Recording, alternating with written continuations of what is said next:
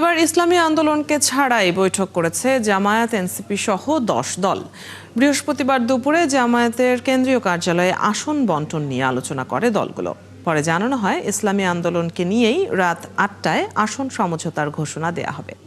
রাশেদ আনিসের প্রতিবেদন। দুপুর 12:30টায় জামাতে ইসলামীর কেন্দ্রীয় কার্যালয়ে বৈঠকে বসে ইসলামী আন্দোলন বাদে জোট সঙ্গী 10 দলের শীর্ষ নেতারা। এতে আসন জট খুলতে বিভিন্ন বিকল্প নিয়ে আলোচনা করা হয়। পরে বৈঠক নিয়ে কথা বলেন নেতারা, বলেন ইসলামী আন্দোলনকে অন্তত ৪৫টি আসন দেওয়ার বিষয়ে তারা একমত হয়েছেন। এখন পর্যন্ত তাদের সাথে আমাদের প্রায় ৪৫টি আসনের ব্যাপারে আলোচনা আছে। শান্তিপূর্ণভাবে আমরা আলোচনা শেষ করেছি, যদিও এখনকার বৈঠকে ইসলামী আন্দোলন আসেনি, তবে ইসলামী আন্দোলনের সাথে আলোচনা চালানো হচ্ছে।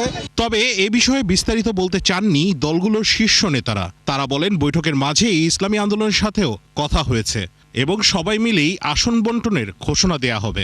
আমাদের ভিতরে যে আলাপ আলোচনা হচ্ছে, কিছুটা মত ভিন্নতা হচ্ছে, এটা ঝামেলা বলা যায় না, ঠিক আছে। আর ২ নম্বর হচ্ছে আমরা রাত ৮টায় কথা বলব। এখন আর আপনাদের সামনে আমরা তেমন কথা বলতে চাচ্ছি না। তারা সবাই ঐক্যবদ্ধভাবে আসন ভিত্তিক প্রচারণা করবেন বলে জানান এনসিপির আহ্বায়ক। পুরো বাংলাদেশে ৩০০ আসনেই আমাদের কিন্তু এখন আর কোনো দলের প্রার্থী না, মূলত জোটের প্রার্থী হবে। ফলে জোটের প্রার্থী যাকেই মনোনীত করা হবে বৃহত্তর স্বার্থে তাকে আমরা সবাই প্রত্যেকটা দল সহযোগিতা করব। তবে রাতেই বোঝা যাবে শেষ পর্যন্ত কত আসন পেয়ে 11 দলে থাকছে ইসলামী আন্দোলন। রাশেদ আনিস, ৭১, ঢাকা।